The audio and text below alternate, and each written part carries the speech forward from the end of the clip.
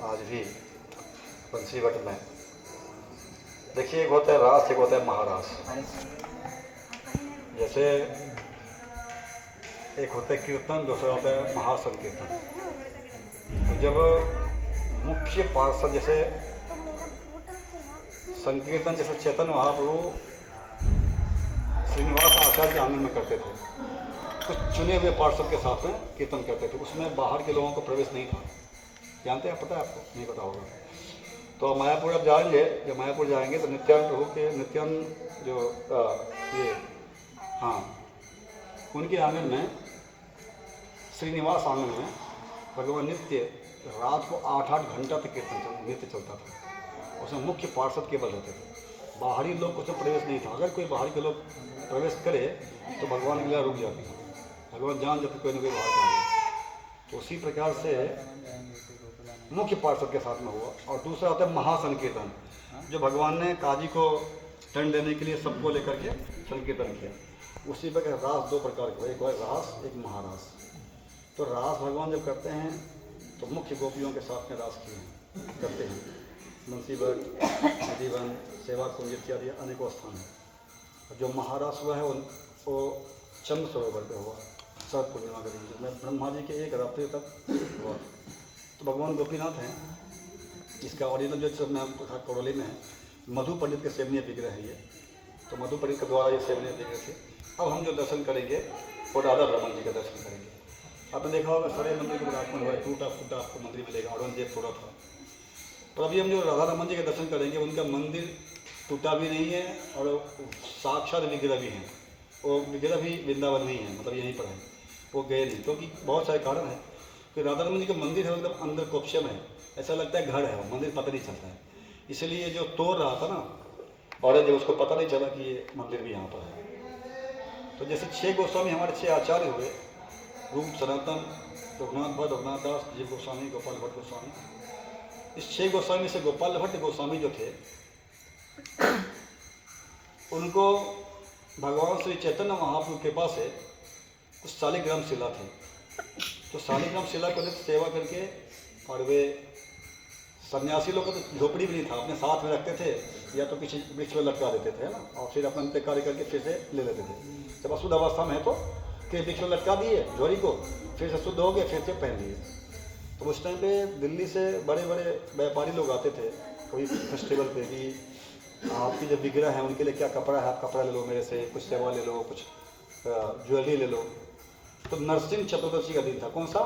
नरसिंह चतुर्दशी। नरसिंह देव भगवान जब प्रकट हुए थे, तो दिल्ली से कुछ व्यापारी आए थे, सभी आचार्यों को बोल रहे थे आपका विग्रह कितने साइज के हैं, कपड़ा ले लो, आपके विग्रह कितने साइज के हैं, कपड़ा ले लो। तो सबको दे रहे थे। तो गोपाल भट्ट गोस्वामी के पास भी आए, क्योंकि सब मुख्य मुख्य आचार्य थे ना, माने हुए थे, साधु थे। तो उन्होंने कहा कि आपके पास जो विग्रह है तो आप भी ले लीजिए कपड़ा, जो भी आपको लगता है, जो जितना साइज का है। तो इनके पास कोई विग्रह थे नहीं, तो शालिग्राम शिला थे। तो इनको बहुत उमाड़ आ रहा था, भगवान के प्रति बहुत याद कर रहे थे कि अगर मेरे पास भी कोई विग्रह होते तो मैं भी आज भगवान को सजाता, है कि नहीं, कपड़ा पहनाता, उनको सब ड्रेसिंग करता। ऐसा उनके मन में इच्छा हो रही थी। अब बहुत एकदम आँखों से आंसू धारा जा रही थी, उनकी आंसू की धारा बह रहे थे, और भगवान के चिंतन में इतने लीन हो चुके थे कि उनको पता नहीं था। बहुत स्मरण में एकदम उनका जो भाव विभोर होते जा रहे थे।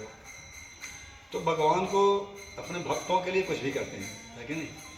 तो उन्होंने जब देखा, तो जब वो गए शालिग्राम शिला को देखने के लिए, तो शालिग्राम शिला जो थे वे श्रीमूर्ति में परिणत हो गए। इतने बड़े श्रीमूर्ति है, बहुत प्यारे हैं राधा रमन जी। तो जैसे उन्होंने देखा विग्रह बन गए शालिग्राम शिला, तो ये बहुत ही प्रसन्नता से बहुत ही हो गए, बहुत प्रसन्न। जीव गोसाई पाद को, सभी साधु गोसाई पाद को, सभी को उन्होंने सूचना दिया कि जो शालिग्राम शिला थे वे विग्रह बन गए हैं। तो जब उनको देखा गया, अब उनके विग्रह को सही से देखोगे बहुत छोटे हैं, पर देखोगे तो उनके चरण कमल जो है ना, एकदम कृष्ण से मिलते हैं, जैसे गोविंद देव का चरण कमल है। और वक्षस्थल जो है वे आपको गोविंद देव जैसे मिलेगा, और जो मुखमंडल है गोपीनाथ की तरह है, और भगवान कृष्ण की तरह पूरे। और वे राधा और कृष्ण छोटे हैं, छोटे विग्रह हैं, उनकी भी अद्भुत अद्भुत लीला है, हमेशा लीला करते हैं, है ना। कई सारी लीला हैं, हमारे पास समय नहीं है। एक लीला ऐसा है, कभी कभी ड्रेसिंग जब उनका होता है, जब गोस्वामी ड्रेसिंग करते हैं ना, अब वो ड्रेसिंग डेली करते हैं, डेली वही ड्रेस पहनते हैं। बच्चे नटखट है ना, छोटे बच्चे लोग, अब वो कब से ड्रेस बना रहे हैं, कभी ड्रेस छोटा हो जाता है, कभी बड़ा हो जाता है। तब छोटा हो रहा था, कल सही हो रहा था, आज वो ड्रेस छोटा हो रहा है। तो बहुत प्रयास कर रहे थे, अब दर्शन का टाइम निकलते जा रहा है। अब बोले क्या हो रहा है भाई, जल्दी करो, लोग दर्शन करने के लिए तैयार हैं यहाँ पर। तो क्या करो, ठाकुर जी ड्रेस नहीं पहन रहे, छोटा हो रहा है ये ड्रेस। तो जो मैं मुख्य गोस्वामी थे वो कहा देखो, अगर आप ड्रेस नहीं पहनोगे तभी मैं नंगे पुंगे आपको दर्शन करा दूंगा, सब लोग खड़े हैं, तो अभी मुझे बोलना मत आओ, अभी पर्दा खोल दूंगा मैं।